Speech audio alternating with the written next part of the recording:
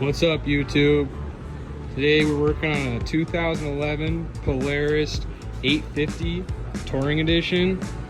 So I've been getting oil in my air intake, so I'm going to take my valve cover and replace this breather and probably replace my spark plugs.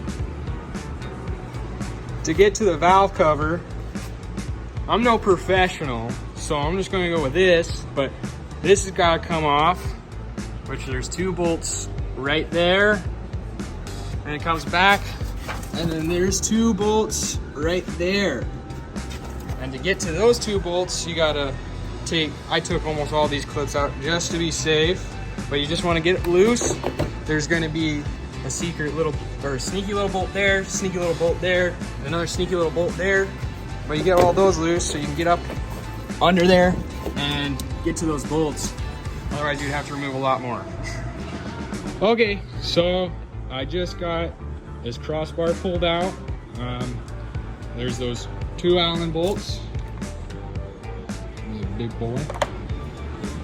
Two there, a 10 millimeter bolt and nut go on this for your shifter, and then there's one bolt there that holds onto the air box, and then you're going to want to pull your spark plug wires.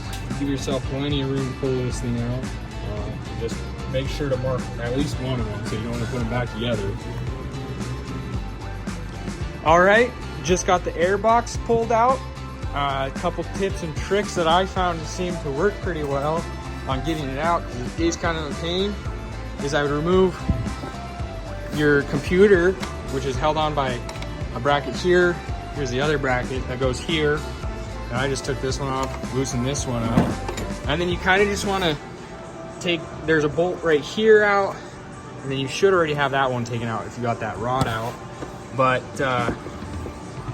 it should sit up in here, and then you got your air intake hose, and I found that it's easiest to remove it here, push it back, kind of wiggle it in, and then pick up on this lid with air box, and you should get enough clearance between the box and through here to get to that. But you know, it might be different on other four-wheelers. Mine was just thankfully pointing this way, so it was pretty easy. And then, you know, I just got it wiggled around, pushed it down, and then slide your air box out. And I'd recommend pulling it out if you got the same issue as me, because look at that oil. Okay, now I'm on to taking the actual valve cover off. All it takes is these two torque spits and these 6 8mm bolts.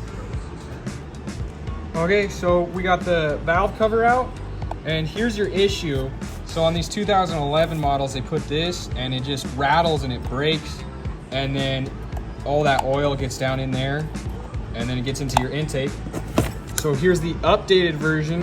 You can see it's really similar, except for it does not have the little spigot on it.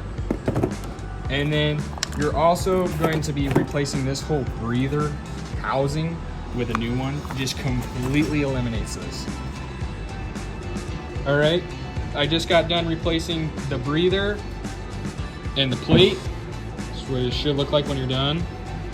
Here's the old parts that you won't need anymore. Here's the old filter. Here's this little baffle thing in there. These two bolts and the old plate. All right, we're getting our set back on.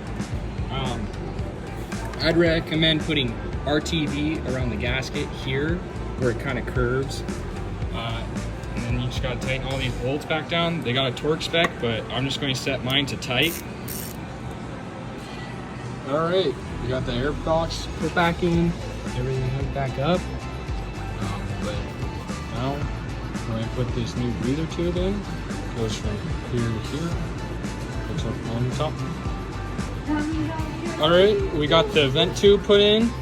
Now we just gotta get all the trim put back on, and then the brace bar is right across from here. Okay, so we got the rail mounted back in, and the shifter link all reconnected. And you connect the spark plugs together, and then put the rest of the body panels back together.